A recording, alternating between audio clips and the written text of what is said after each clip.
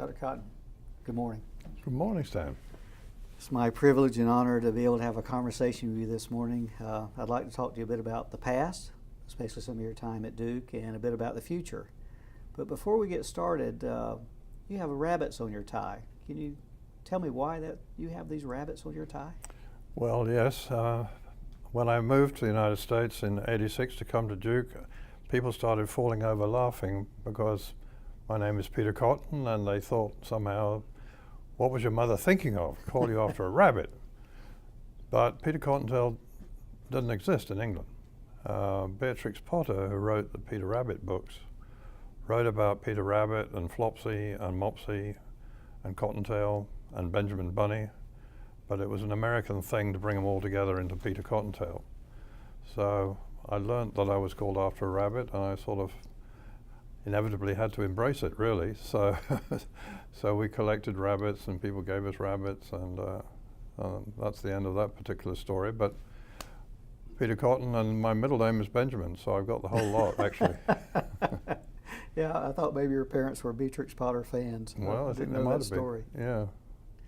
So, when you came to the GI Division, what was the GI Division like when you arrived? What was endoscopy like at Duke? Endoscopy was primitive. There was one procedure room in a corridor in a clinic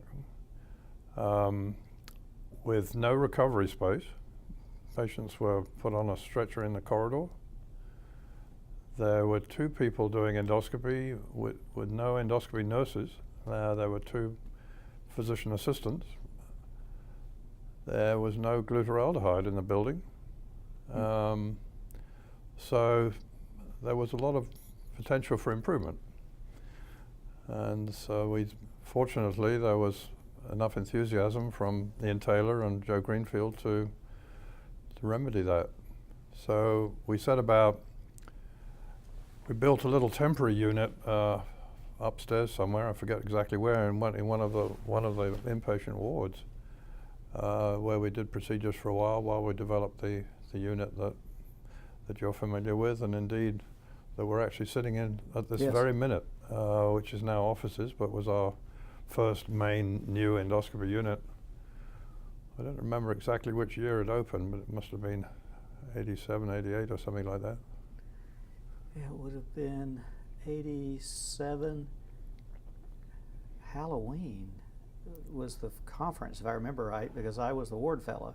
Was that right? Yeah, and I was running around while the guys were still finishing the cabinets down here. Yeah, but I think it was Halloween you had that. I do remember a fancy Halloween party yes, here. We did have a Halloween party. Yeah. Well. Yeah. So it seemed to work pretty well, and fortunately we were able to recruit some good people like yourself, and it grew from there. Yeah. I think I know the answer to this, but I'll ask you anyway. What was the biggest challenge then when you arrived at Duke? What did you see as the biggest challenge? Well, there were several challenges. The first was that I became a bachelor in a foreign country, which has nothing to do with Duke. Well, I guess it was, because I was recruited here, but my wife of that time decided to stay in England, so I arrived here and had to start a new life as a bachelor in a country that I visited a few times but didn't really understand. And then the second challenge, of course, was American medicine in general, which I didn't understand and still don't. It's still a challenge. And then, of course, setting up the endoscopy was obviously my main job, but that really wasn't difficult because of the enthusiasm. It was a total contrast from what I left in England. I was working in the National Health Service, a university hospital of 500 beds, which had one gastroenterologist, me, and I was still doing acute medicine as well. So I was running everything in GI and hepatology and research and all of that stuff. It was really very, very tough. And what made it even more tough was that the hospital was upset about all the work I was doing. And I kept getting letters telling me to do less procedures because I was consuming too much the budget because no money came with the procedures. So every time I received a referral, it was costing the hospital money. And so when I arrived here, it was a kind of 180-degree change. Yeah. That was an encouragement to do more and more and more and more, and everyone was happy as the numbers went up. So, and I liked that rather a lot. Yeah, it was a very exciting time. Yeah. Yeah, I was very naive because in the British system at the time, the number of, quotes, faculty positions were decided by the government, and as I said, there was just me in Middlesex Hospital. There was one other guy who was supposed to be there, but wasn't there much of the time. So you applied for a job that you didn't really want, that had a description that it didn't really fit, and struggled for years to work within it. And then when I arrived to be recruited here, I was meeting with Joe Greenfield, the chair of medicine at the time. And he said, well, Peter, I'm told we'd like to recruit you here. What do you want? I said, what? What do you want? Nobody ever asked me that question before. So I was so naive. So I said, what do you mean? He said, well, what sort of salary do you want? What? What sort of question is that? Like, in the British system, it was all fixed, like that. So there's never any discussion. So I mumbled a number, and he said, oh, well, that's all right. What sort of facilities do you want? So I obviously messed that up completely.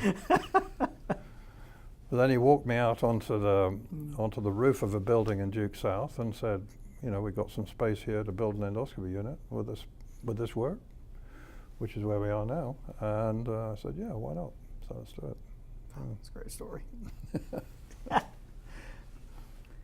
So, following that same line, what was your strategy to build the endoscopy program? I understand you had to have the unit and the facility and those things, but how did you take what was a very rudimentary endoscopy program to, I think, was the premier endoscopy program in the United States?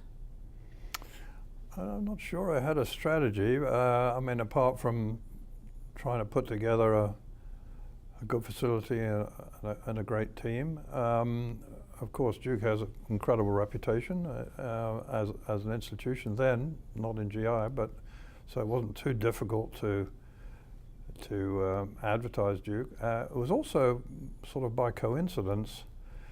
I'd kept my unit afloat in London for several years by running courses for Americans.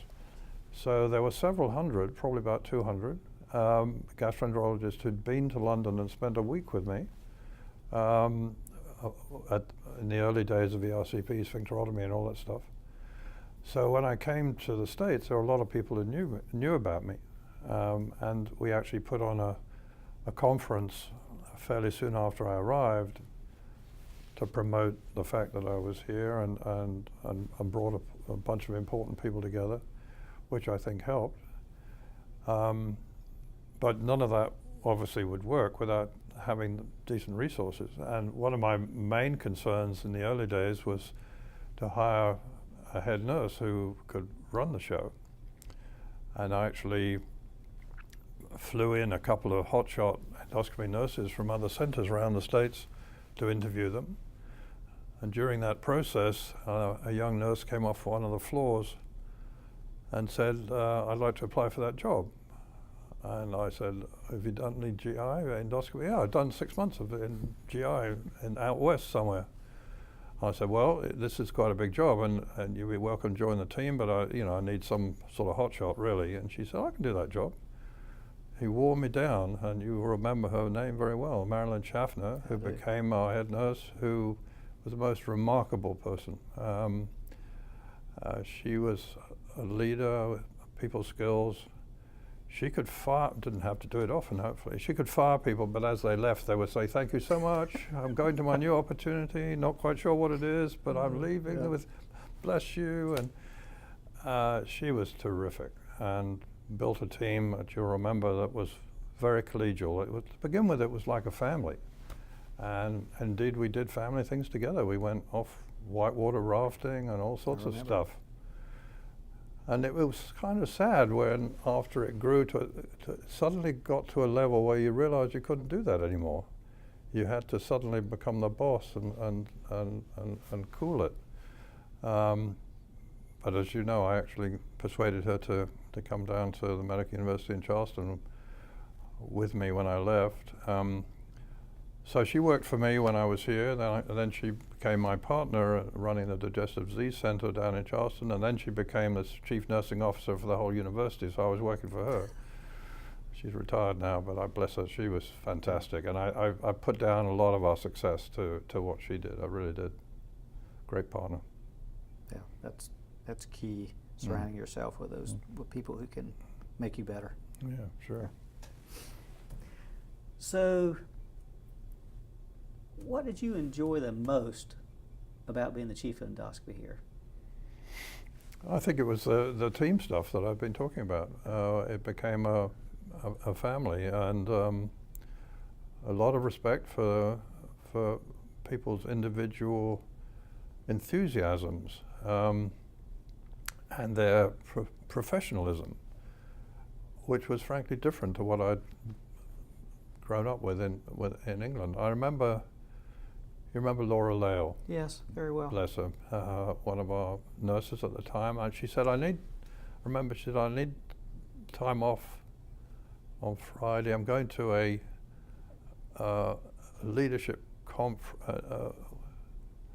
something about aggressive leadership conference. I said, are you on faculty for that or something? Because she was always pretty impressive.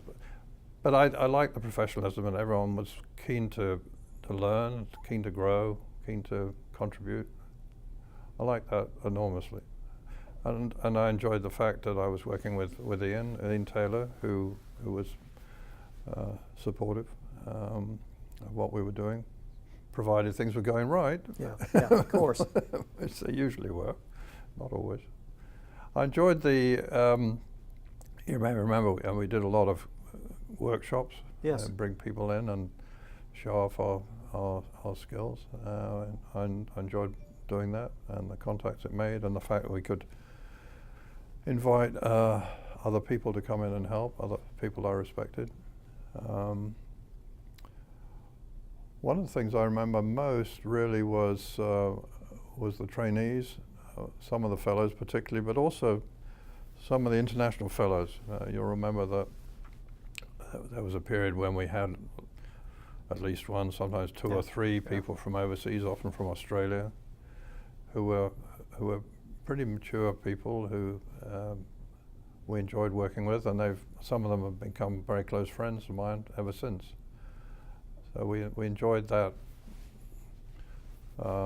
international flavor. And I enjoyed living in Durham, actually in Chapel Hill initially, but then in Durham. Although Durham's changed a little bit, I've noticed in the last 30 years. Yeah. Yes, that's dramatic how much it's grown and changed. So we've had a chance to do some reflecting on things. Obviously, Dr. Taylor's grand rounds this morning talking about his career and the development of his research interest and some of his past in the division. If you think back about here, and I may know the answer to this, but I'd like to hear your comments. What do you remember the most about being at Duke? What were you proudest of?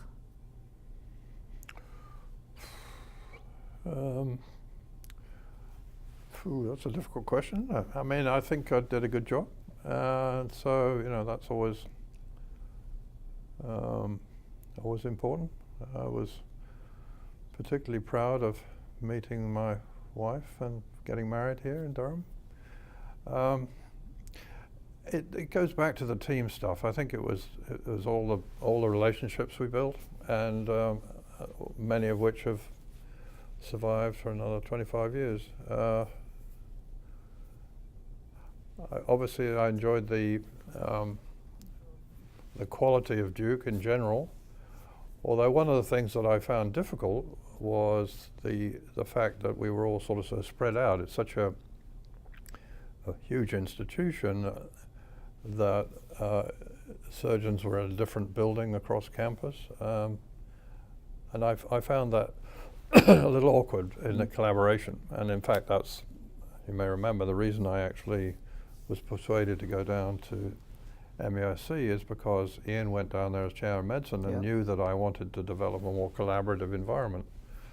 So I was invited to develop a digestive disease center, which included surgeons and radiologists. And we're talking about radiologists. One of the unique things I did when here, if you remember, was we actually imported some radiologists. I do remember. From England because they were cheap. And I didn't know that was the reason, but I did remember. well, that was the reason why the chair of radiology was delighted that we had some really good young people actually within the GI unit. So we actually had our own ultrasound machine in here for a while, and they obviously helped with the RCP. And then Clive Kay was one of the people who developed CT colonography, kicking and screaming. A lot of good memories. Let's switch gears and let me just ask your opinion about maybe the future, now that we've talked about the past. So what do you see for the future of GI for academic divisions and maybe for endoscopy? Well, it's easy to think that endoscopy has sort of peaked. We've been through a really incredible 2 or 3 decades, but I don't think that's the case. I think with the new third space endoscopy and all the bariatric type stuff, I think there's still tremendous room to grow and develop. So I think there's certainly a lot of there's room for innovation. There's certainly a lot of room for clinical research to make sure that what we do is actually what we need to do. As you may remember, I've been working at that more recently, particularly trying to stop people getting sphincterotomies for sphincter-Oddi dysfunction and getting seriously ill as a result. So I think there's room for cutting-edge areas, and that should be in academics. As far as the rest of it's concerned, money comes into it in a big way. It's going to be driven a lot by unfortunately, by what you get paid for. I mean, there's a limit to how much you can do for fun.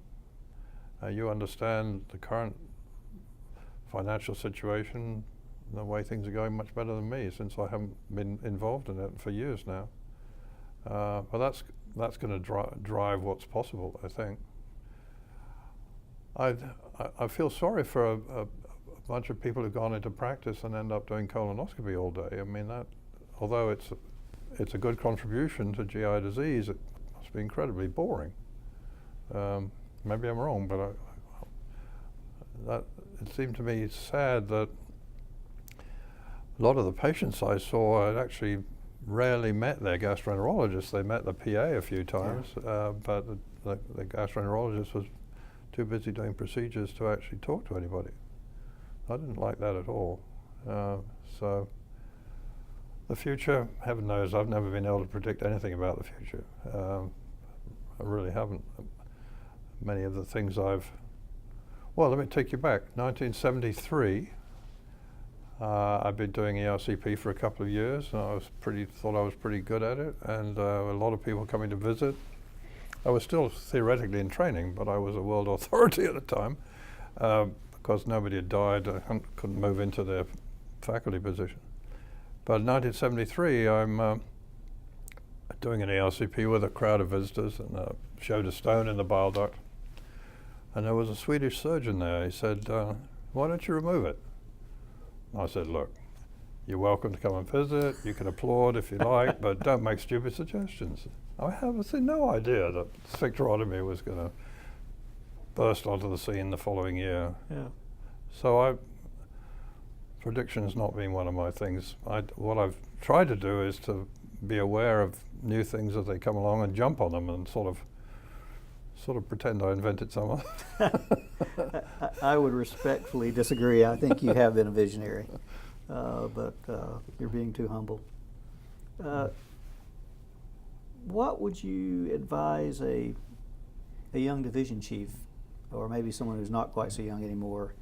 What should we be doing for our division for the next few years? And well, I mean, obviously, on the practical side, making sure you stay afloat is the bottom line. But the most important job apart from that is mentoring people, is looking after the people you've got and training the new crowd. The details of that you understand better than me. But encouraging young people to do what they really want to do, following their dreams, steering them a little bit to show them how they best can do that. I think that's the biggest role. So following that same thing, this will be the last question. What would you recommend to a young faculty member then who's interested in endoscopy as a major portion of their career? Well, follow your dream. I think it's always good if you're passionate about something. If you really, then you should not be persuaded to do something else. I remember when I started embracing gastroenterology in 1968. That's just 50 years ago. Somebody told me there are enough of those around already. Field is crowded. Don't need any more of those. To be, and I think for an academic endoscopist, then actually I would recommend people at least think about getting proper clinical research training, an MPH or whatever you call it nowadays, or at least the elements of that, to be able to contribute to the huge necessity to really evaluate what we're doing and to do it really well. So I think if you're pushing quality and research and the boundaries, then it's potentially remains a very exciting career. All right. Thank you for taking some time to have a conversation with me this morning. I want to personally thank you. I'm indebted to you for my career, and always will be. Well, I've admired what you've done, Stan. Thank you. That's the end of it.